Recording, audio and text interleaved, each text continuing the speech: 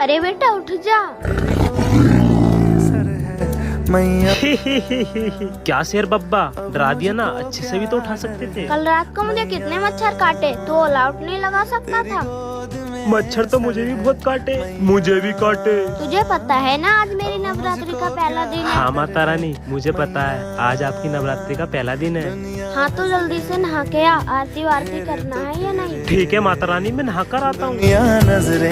और हाँ जल्दी आना। तो फिर अब ये क्या लेकर आ गया? मुझे तो ये खाने की चीज लग रही है। तू ये क्या लेकर आया है? माता जी, ये मैं अपने खाने के लिए खिचड़ी लेकर आया हूँ।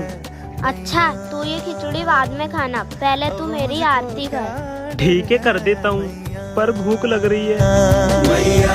मेरे लिए फूल और आरती का सामान ले आया। पर माता रानी, मुझे आपकी आरती करने नहीं आती अच्छे से। क्या तुझे मेरी आरती करने नहीं आती?